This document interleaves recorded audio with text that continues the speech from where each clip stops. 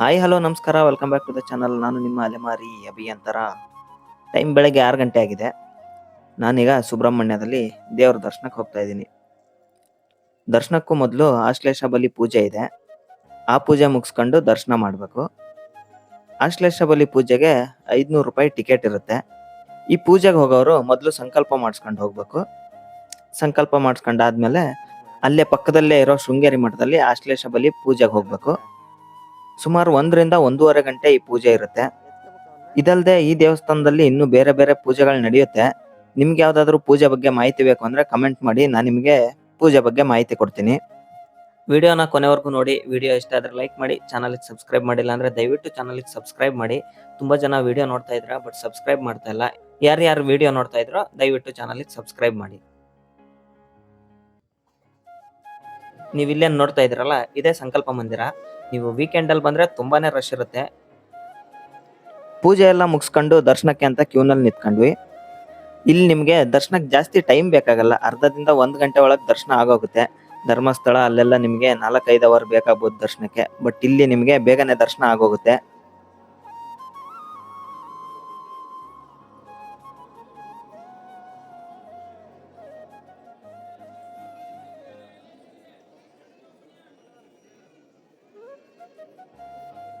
ಕುಕ್ಕೆ ಸುಬ್ರಹ್ಮಣ್ಯದಲ್ಲಿ ಕುಮಾರಧಾರ ನದಿ ಕೂಡ ಇದೆ. ನೀವು ದರ್ಶನಕ್ಕೂ ಮೊದಲು ಬೇಕಾದ್ರೆ ನದಿಯಲ್ಲಿ ಸ್ನಾನ ಮಾಡ್ಕೊಂಡು ಬರ್ಬೋದು. ಕುಮಾರಧಾರ ನದಿಯಲ್ಲಿ ಸ್ನಾನ ಮಾಡಿದ್ರೆ ಯಾವುದೇ ತರದ ಚರ್ಮ ರೋಗಗಳಿದ್ರು ವಾಸಿ ಆಗ್ತವೆ ಅನ್ನೋ ನಂಬಿಕೆ ಕೂಡ ಇದೆ. ಕುಕ್ಕೆ ಸುಬ್ರಹ್ಮಣ್ಯ ದೇವಸ್ಥಾನದಲ್ಲಿ ನಿಮ್ಗೆ 3 ಹೊತ್ತು ಅಂದ್ರೆ ಬೆಳಗ್ಗೆ, ಮಧ್ಯಾಹ್ನ ಮತ್ತು ರಾತ್ರಿ ಪ್ರಸಾದದ ವ್ಯವಸ್ಥೆ ಇರುತ್ತೆ. ಹಂಗಾಗಿ ನೀವು ಇಲ್ಲಿ ಬಂದಾಗ ಊಟದ ಬಗ್ಗೆ ಯೋಚನೆ ಮಾಡ್ಬೇಕು ಅಂತ ಇಲ್ಲ. ಬೆಳಗ್ಗೆಯಿಂದ ರಾತ್ರಿವರೆಗೂ ನಿಮ್ಗೆ 3 ಹೊತ್ತುನು ದೇವಸ್ಥಾನದಲ್ಲೇ ಆಗೋಗುತ್ತೆ.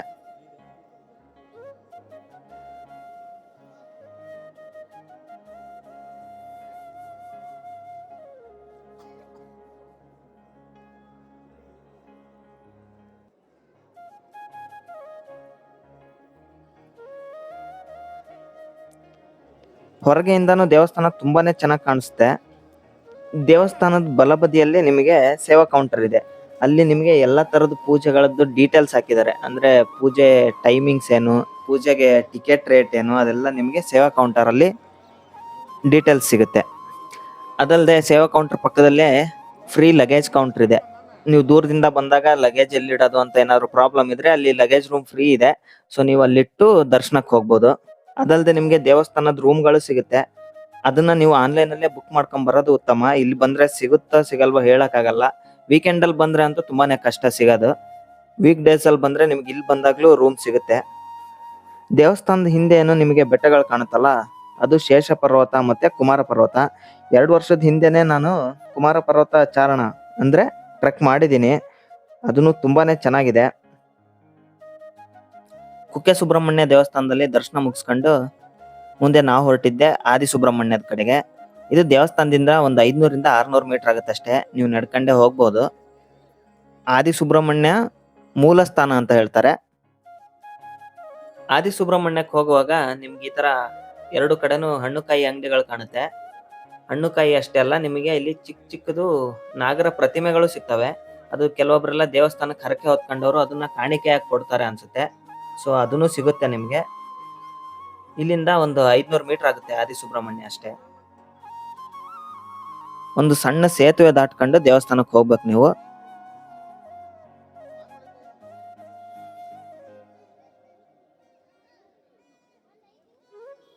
ನೀವೀಗ ನೋಡ್ತಾ ಇರೋ ನದಿನೇ ದರ್ಪಣ ತೀರ್ಥ ಅಂತ.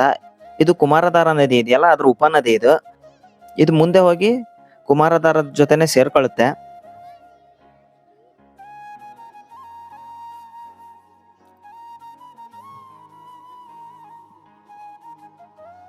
ತುಂಬಾ ಜನ ಕುಕ್ಕೆ ಸುಬ್ರಹ್ಮಣ್ಯಕ್ಕೆ ಬಂದವರು ಆದಿ ಸುಬ್ರಹ್ಮಣ್ಯಕ್ಕೆ ಬರೋದೇ ಇಲ್ಲ. ಸೊ ನೀವ್ ಯಾರಾದ್ರೂ ಸುಬ್ರಹ್ಮಣ್ಯಕ್ಕೆ ಬಂದ್ರೆ ಆದಿ ಸುಬ್ರಹ್ಮಣ್ಯಕ್ಕೆ ಬಂದು ಹೋಗಿ.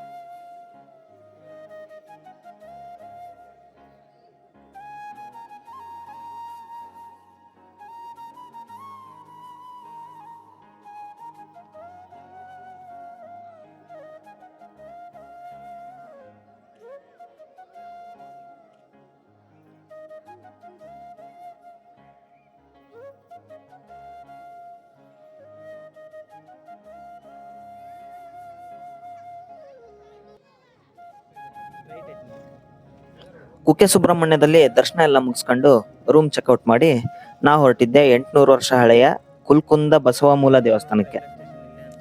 ಇದು ಸುಬ್ರಹ್ಮಣ್ಯದಿಂದ 3-4 ಕಿಲೋಮೀಟರ್ ಇದೆ ಅಷ್ಟೇ. ಈ ದೇವಸ್ಥಾನ ಇರೋ ಜಾಗ ಮಾತ್ರ ತುಂಬಾನೇ ಚೆನ್ನಾಗಿದೆ. ಸುತ್ತಮುತ್ತ ನೀವು ಎಲ್ಲಿ ನೋಡಿದ್ರು ಬರೀ ಕಾಡೇ ಇದೆ.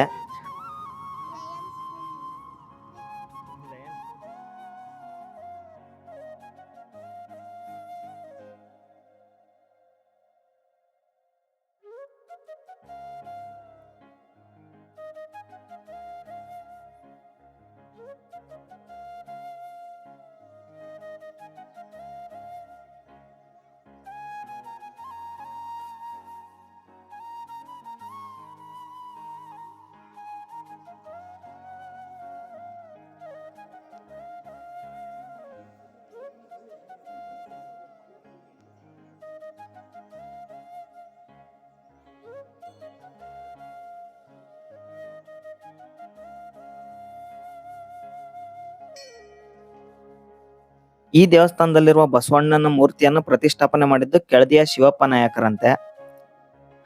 ಈ ಬಸವಣ್ಣನ ವಿಗ್ರಹದಲ್ಲಿ ಹಣೆಯ ಮೇಲೆ ಶಿವಲಿಂಗ ಇದೆ. ಈ ದೇವಸ್ಥಾನ ನಿಮಗೆ ಬೆಳಗ್ಗೆ 6ರಿಂದ ಮಧ್ಯಾಹ್ನ 12:30ವರೆಗೂ ಮತ್ತೆ ಮಧ್ಯಾಹ್ನ 3 ಗಂಟೆಯಿಂದ ರಾತ್ರಿ 7 ಗಂಟೆವರೆಗೂ ದರ್ಶನ ಮಾಡಕ್ ಅವಕಾಶ ಇರುತ್ತೆ. ಇಲ್ಲೂ ಕೂಡ ನಿಮಗೆ ಪ್ರತಿದಿನ ಮಧ್ಯಾಹ್ನ 12:30ರಿಂದ ಅನ್ನಪ್ರಸಾದ ಕೂಡ ಇರುತ್ತೆ. ಕುಕ್ಕೆ ಸುಬ್ರಹ್ಮಣ್ಯಕ್ಕೆ ಬರೋ ತುಂಬಾ ಜನಕ್ಕೆ ಈ ದೇವಸ್ಥಾನದ ಬಗ್ಗೆ ಗೊತ್ತಿಲ್ಲ. ನೀವು ಮುಂದಿನ ಸಾರಿ ಏನಾದ್ರು ಕುಕ್ಕೆ ಸುಬ್ರಹ್ಮಣ್ಯಕ್ಕೆ ಬಂದ್ರೆ ಈ ದೇವಸ್ಥಾನನ ಮಿಸ್ ಮಾಡದೆ ನೋಡ್ಕೊಂಡು ಹೋಗಿ. ದೇವಸ್ಥಾನ ಮಾತ್ರ ತುಂಬಾನೇ ಚೆನ್ನಾಗಿದೆ. ನಿಮ್ಗೆ ಇಲ್ಲಿ ದರ್ಶನಕ್ಕೆ ಯಾವುದೇ ರೀತಿ ವೇಟ್ ಮಾಡ್ಬೇಕು ಅಂತ ಇಲ್ಲ. ನೀವು ಬಂದು 5 ನಿಮಿಷದಲ್ಲೇ ದರ್ಶನನ ಮುಗಿಸ್ಕೊಂಡು ಹೋಗ್ಬೋದು.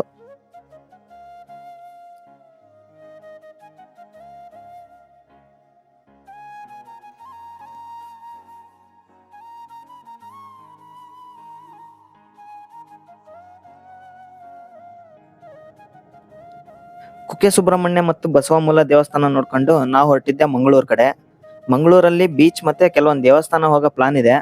ಅದನ್ನ ನೀವು ಮುಂದಿನ ವಿಡಿಯೋದಲ್ಲಿ ನೋಡ್ತೀರಾ. ಈ ವಿಡಿಯೋನ ಇಲ್ಲಿಗೆ ಮುಗಿಸ್ತಾ ಇದ್ದೀನಿ. ವಿಡಿಯೋ ಇಷ್ಟ ಆಗಿದ್ರೆ ಲೈಕ್ ಮಾಡಿ, ಚಾನಲ್ಗೆ ಸಬ್ಸ್ಕ್ರೈಬ್ ಮಾಡಿಲ್ಲ ಅಂದ್ರೆ ದಯವಿಟ್ಟು ಚಾನಲ್ಗೆ ಸಬ್ಸ್ಕ್ರೈಬ್ ಮಾಡಿ. ಇಲ್ಲಿಗೆ ಬರೋಕ್ಕೂ ಮೊದಲು ಶೃಂಗೇರಿ ಮತ್ತೆ ಧರ್ಮಸ್ಥಳಕ್ಕೆ ಹೋಗಿದ್ವಿ. ಆ ವಿಡಿಯೋ ನೋಡಿಲ್ಲ ಅಂದ್ರೆ ಡಿಸ್ಕ್ರಿಪ್ಷನ್ ನಲ್ಲಿ ಲಿಂಕ್ ಹಾಕಿರ್ತೀನಿ. ಆ ವಿಡಿಯೋಸ್ನು ಚೆಕ್ಔಟ್ ಮಾಡಿ. ಮತ್ತೆ ಮುಂದಿನ ವಿಡಿಯೋ ಅಲ್ಲಿ ಸಿಗೋಣ. ಅಲ್ಲಿವರೆಗೂ ಎಲ್ಲರೂ ನಗ್ನಗ್ತಾ ಇರಿ, ಖುಷಿಯಾಗಿರಿ. ಜೈ ಹಿಂದ್, ಜೈ ಕರ್ನಾಟಕ.